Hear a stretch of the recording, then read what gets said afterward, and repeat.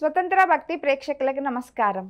నారాయణం నమస్కృత్యం నరం చైవ నరోత్తమం దేవి సరస్వతి వ్యాసం తతో జయముధీరయేత్. ఈ సమస్యని పరిష్కరించాలి, ఏం చేద్దాము అని వీరందరూ ఆలోచించుకుంటూ ఉండగా బృహస్పతి కుమారుడైనటువంటి కుజుడిని శుక్రాచార్యుడి దగ్గరికి అమృత సంజీవిని విద్య నేర్చుకోమని పంపిస్తారు. ఈ శుక్రాచార్యుడి దగ్గరికి ఈ కుజుడు వెళ్ళి తను ఎవరు ఏంటనేది రహస్యంగా ఏమీ ఉంచాడు. వెళ్ళి చక్కగా నేను ఇలా బృహస్పతి కుమారుడినండి, మీ దగ్గర ఈ విద్య నేర్చుకోవడానికి వచ్చాను, నన్ను మీ శిష్యుడిగా స్వీకరించండి అని చెప్తాడు. సో విద్యను వచ్చింది శత్రువు కుమారుడైనా కూడా శుక్రాచార్యుడు తనని శిష్యుడిగా స్వీకరించి, ఎందుకంటే ఆ అబ్బాయి ఏ కారణంగా వచ్చానో ఎందుకు వచ్చానో దాయకుండా నిజం చెప్పే గురువు గారి దగ్గర ఆయన అనుమతితోనే ఆయనకి శిష్యుడయ్యాడనమాట. సో శిష్యుడిగా స్వీకరించాడు.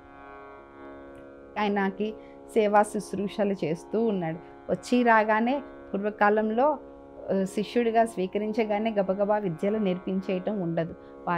ఆ విద్యకి వారికి అర్హత ఉందా లేదా, ఆ విద్యని వారు స్వీకరించేటువంటి శక్తి సామర్థ్యాలు వారికి ఉన్నాయా లేవా అని అన్ని విధాలుగా పరీక్షించి వారు ఆ విద్య నేర్చుకోవడానికి యోగ్యులు అని గురువుకు అనిపిస్తేనే వారికి ఆ విద్యను నేర్పించాడు. అసలు వారు ఏ విద్య నేర్చుకోవడానికి వారికి అర్హత ఉందో గురువు పరీక్షించి వారికి ఆ విద్య నేర్పించేవాడు. కానీ ఇక్కడ వచ్చినటువంటిది బృహస్పతి కొడుకు, అతనికి కొంత విద్య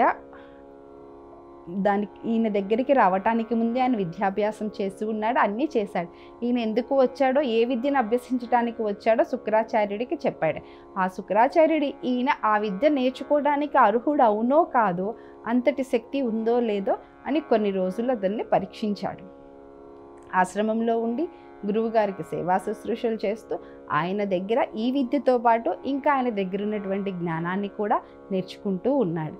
ఆ క్రమంలో శుక్రాచార్యుని కుమార్తె దేవయాని ఈ కుచులుడిని చూసి ఇష్టపడుతుంది.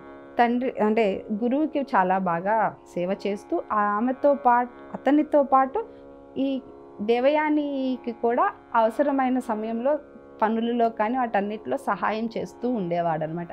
ఆ విధంగా వీరిద్దరికీ కూడా మంచి పరిచయం ఏర్పడింది. సో దేవయాని ఇతనిని ఇష్టపడింది. ఈ రాక్షసులకి ఇతను ఎందుకు వచ్చాడో అర్థమయ్యి, ఈ అమ్మో మన దగ్గర నుంచి విద్య నేర్చుకుని వెళ్ళి అవతల ఎటువైనా శత్రుపక్షం నుంచి వచ్చిన వాడు కదా, మళ్ళీ ఆ శత్రుసేనలను బతికిస్తూ ఉంటాడు.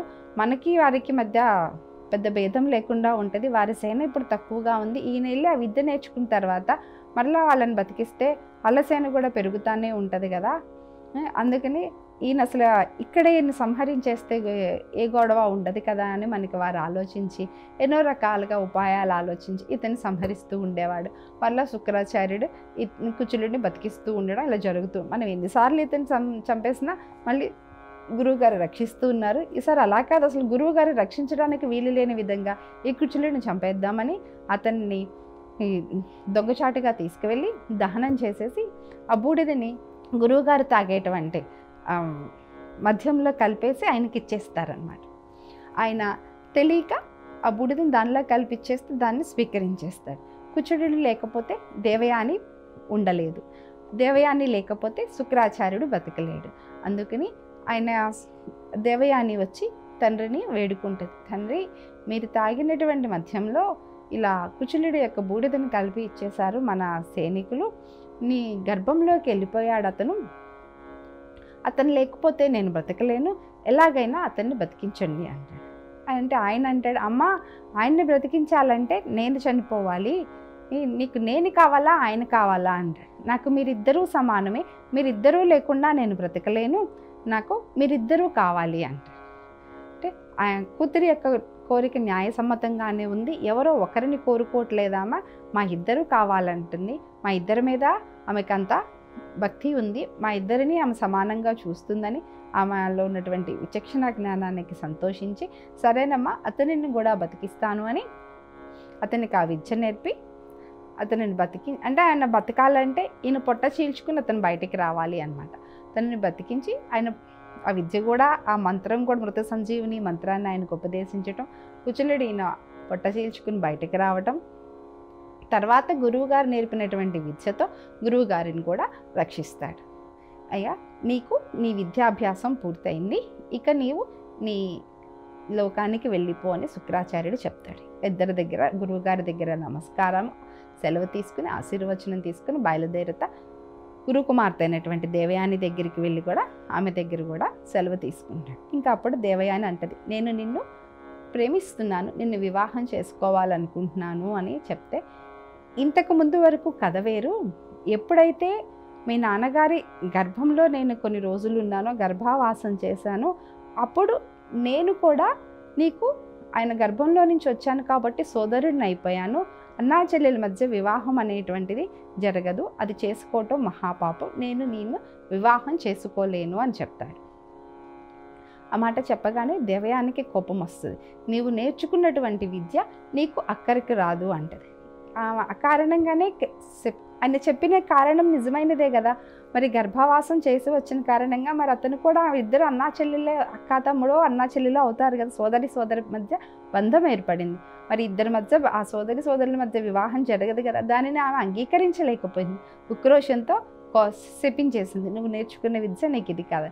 వెంటనే కుచులుడు కూడా ఏం చేశాడు, నేను ఏం చెప్పానో ఏంటో ఆలోచించకుండా అనాలోచితంగా ఉక్రోషానికి పోయి నన్ను శపించావు, నేను కూడా నిన్ను శపిస్తున్నానని, నీవు బ్రాహ్మణుని వివాహం చేసుకో, నీ వివాహము బ్రాహ్మణుడితో జరగదు, వేరే వంశీకులతో జరుగుతుంది అని శపించేస్తాడు.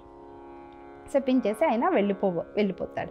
ఇక్కడ చూడండి కథలో శిష్యుడేమో గురువు దగ్గరికి వచ్చి నిజమే చెప్పాడు, నేను ఏ కారణంగా ఎందుకు వచ్చాను అని అబద్ధం చెప్పకుండా వాస్తవం చెప్పే శిష్యుడికం చేశాడు. గురువు కూడా శిష్యుడు చెప్పినటువంటి వాస్తవాన్ని అంగీకరించి అతను ఏ విద్య కోరి వచ్చాడో అతనికి ఇష్టమయ్యే అతనికి ఆ విద్య నేర్పించాడు. ఇక్కడ దాకా బాగుంది. కానీ విద్య నేర్పిన తర్వాత తన గర్భంలో నుంచి బయటికి వచ్చేటప్పుడు విద్య నేర్పిన తర్వాత గురువు నేర్పినటువంటివి అతనికి ఏ విద్య అయితే కావాలో ఆ విద్యను స్వీకరించాడు కదా. గురువుని రక్షించకుండా వెళ్ళిపోవచ్చు కూడా కుచులుడు, కానీ ఆ పని చేయలేదు.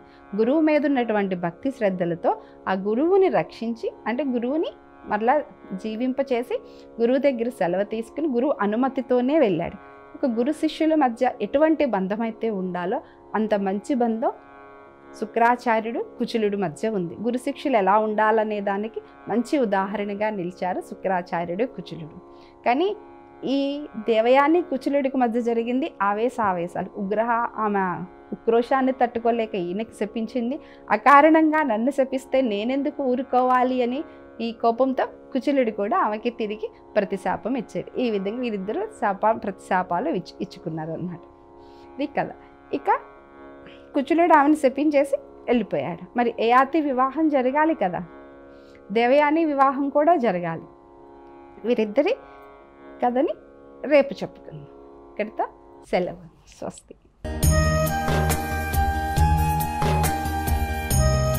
స్వతంత్ర భక్తి యూట్యూబ్ ఛానల్ ని సపోర్ట్ చేయండి.